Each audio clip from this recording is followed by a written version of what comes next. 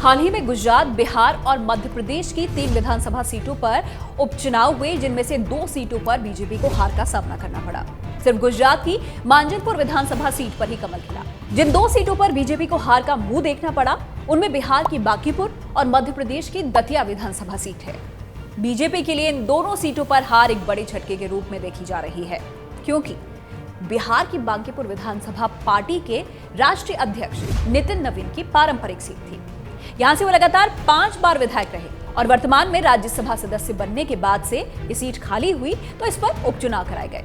लेकिन इससे ज्यादा चर्चा है मध्य प्रदेश की दतिया सीट, क्योंकि यहां पर बीजेपी की हार की वजह बनी एक सांसद वाली पार्टी। उस पार्टी का नाम है आजाद समाज पार्टी, जिसके मुखिया हैं चंद्रशेखर आजाद। कैसे वो बीजेपी की हार के विलन बन गए, आज के इस वीडियो में ये समझने की कोशिश करेंगे। और मध्य प्रदेश के बाद यूपी विधानसभा चुनाव में चंद्रशेखर आजाद किसका खेल खराब करेंगे, इसे भी जानने की कोशिश करेंगे। नमस्कार, आप देख रहे हैं न्यूज लीडर और आपके साथ मैं हूं रेखा कड़ाकोटी। मध्य प्रदेश की दतिया विधानसभा सीट पर हुए उपचुनाव में बीजेपी की हार किस वजह से हुई?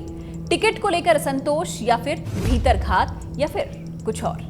जितनी चर्चा इस सीट पर कांग्रेस की नहीं हो रही है, उससे ज्यादा तीसरे नंबर पर आई आजाद समाज पार्टी की हो रही है।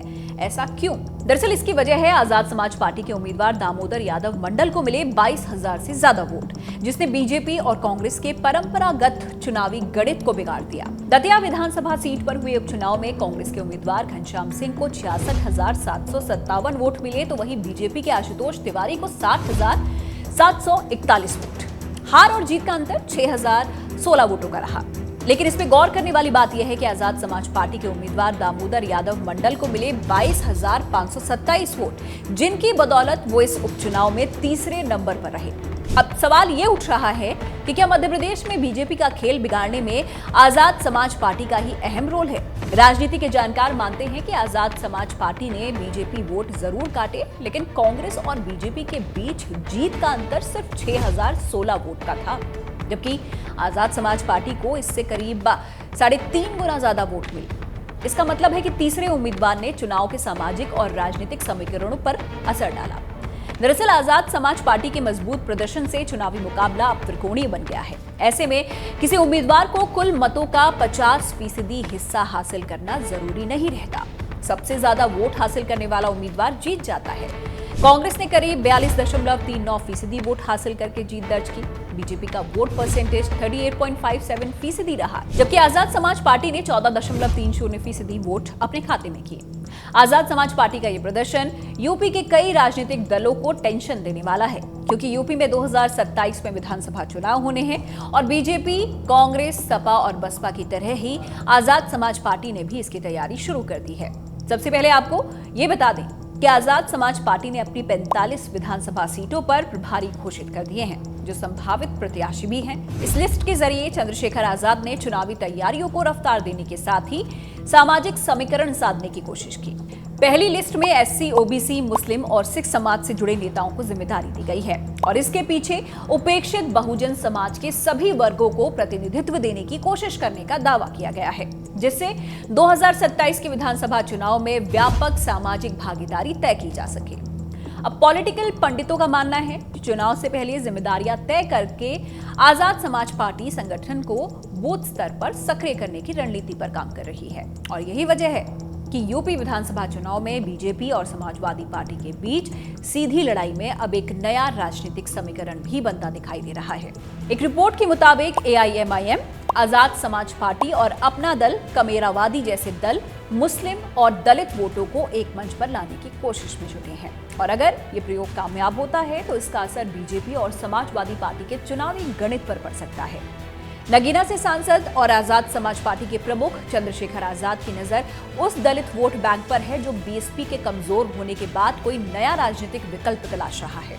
एक और समाजवादी पार्टी के अध्यक्ष अखिलेश यादव हैं, जो 2024 में अपने पीडीएफ फॉर्मूले की परफॉर्मेंस को लेकर गदगद है और 2027 विधानसभा चुनाव में भी पिछड़ा, दलित और अल्पसंख्यक की राजनीति के सहारे अपनी चुनावी नैया को पार लगाने की कोशिश में जुटे हैं। तो वहीं बीएसपी प्रमुख मायावती कोशिश में है कि किसी तरह अपनी खोई हुई ताकत को फिर से इकट्ठा किया जाए। दलित और ब्राह्मण वाला सामाजिक समीकरण फिर से मजबूत करके 2007 वाला प्रदर्शन 2027 में दोहराया जाए।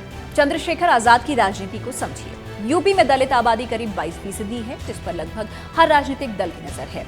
यूपी की 140 से ज्यादा विधानसभा सीटों पर दलित वोटर्स का प्रभाव है। पश्चिमी यूपी में इनका खास दबदबा है। ये वोट बैंक किसी भी पार्टी की जीत और हार के निर्णायक भूमिका निभाती है और इसी समाज के वोट पर चंद्रशेखर आजाद की नजर है।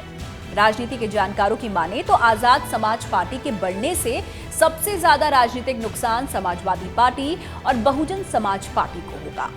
और ऐसा इसीलिए क्योंकि चंद्रशेखर आजाद दलितों, खासतौर से जाटव समाज में अपनी पकड़ मजबूत करने की कोशिश कर रहे हैं, जिसे मायावती के पारंपरिक कैडर में सेंधमारी के तौर पर देखा जा रहा है। वहीं आजाद समाज पार्टी भी दलित, पिछड़ों और मुस्लिमों पर फोकस कर रही है, जिसे अखिलेश यादव का पीडीएस समीकरण के नाम से जाना जाता है। इससे समाजवादी पार्टी के सामने पिछड़े और मुस्लिम वोटों के बंटने का खतरा पैदा हो गया है। राजनीतिक जानकारों का यह भी मानना है कि पश्चिमी उत्तर प्रदेश, पूर्वांचल और कुछ शहरी इलाकों की ऐसी सीटें हैं जहां पर मुस्लिम और दलित मतदाता जीत हार तय करते हैं। खासतौर से वो सीटें जहां पर मुस्लिम आबादी 25 से 40% के बीच और दलित वोट भी निर्णायक भूमिका निभाते हैं। और अगर इन सीटों पर तीसरे विकल्प के तौर पर उम्मीदवार उतरता है तो मुकाबला त्रिकोणीय हो सकता है। दूसरी ओर युवा वोटर राजनीतिक दलों की पहली पसंद बने हुए हैं। हाल ही में नीट पेपर लीक के मुद्दे पर जंतर मंतर पर हुए प्रदर्शन में शामिल युवाओं, खासतौर से जेनजीज को साधने के लिए तमाम राजनीतिक दलों के प्रमुख नेता एकजुट हुए। इसमें एक चेहरा आजाद समाज पार्टी के प्रमुख चंद्रशेखर आजाद का भी है। एक निजी चैनल को एक इंटरव्यू उन्होंने दिया, जिसमें चंद्रशेखर आजाद ने बताया कि 12 जुलाई को उन्होंने ही सबसे पहले छात्रों के आंदोलन का समर्थन किया था और 15 जुलाई को उन्होंने जंतर मंतर जाने का ऐलान किया।